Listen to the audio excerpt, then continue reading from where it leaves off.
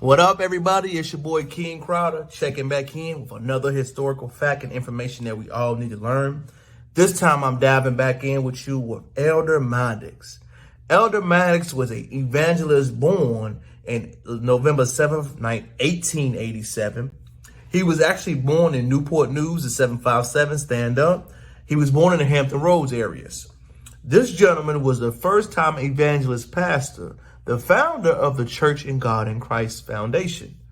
The reason why he is such an important figure that I think we should learn is because those sayings and different things we hear all the time, all skin folks ain't your kinfolk, actually began to rot itself with Mr. Maddox. The reason why he's such an important figure is he was a big time evangelist at the time that was anti-Dr. King.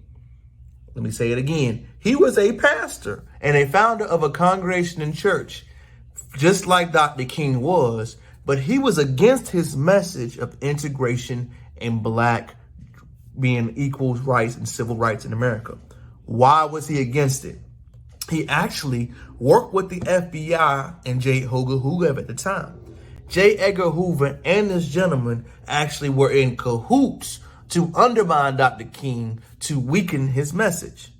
Wait a minute. The FBI infiltrated a pastor at the time who was predominant, a nationally televised pastor at the time, to get counter message against Dr. King's message for integration and other things he was preaching for.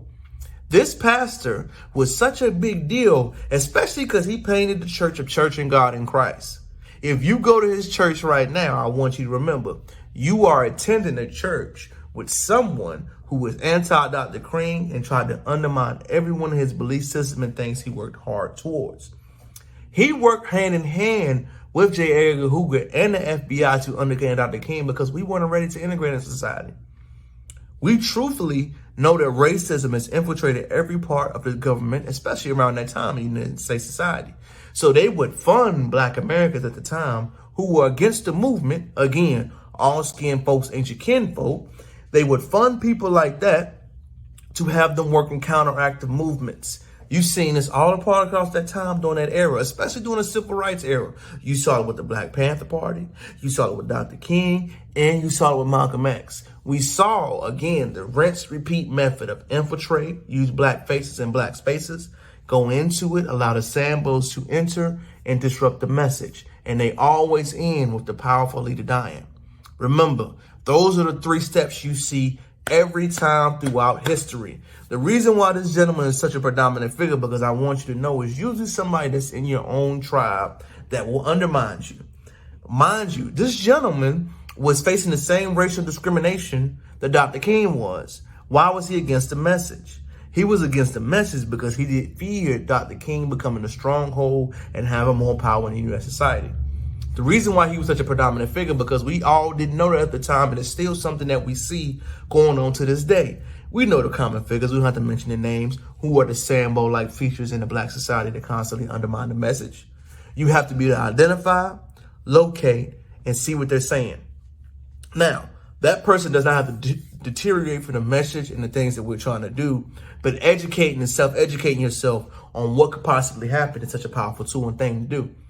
I think that having these conversations and teaching and having an articulate conversation about it is what makes it matter to us. Many Black Americans are not commonly known about their history, nor do they understand it. It is up to us to educate and teach each other. It's something small that I think is a big deal because we always hear about people undermining us and what things we got going on, but it's nothing new under the sun. If I did not introduce you to this gentleman, would you know who he is or what he looks like?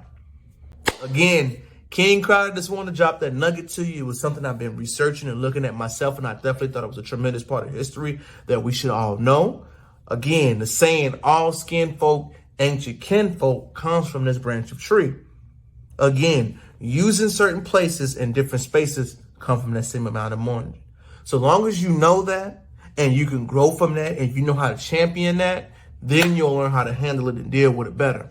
I just want to chime on out, baby, with that history nugget. I think it's important for us to know. It's so good that y'all checking in with me. Please comment, like, subscribe while I'm growing it. I know I'm in the early stages, year zero, as some would say. But continue to rock with me, baby. All right, peace.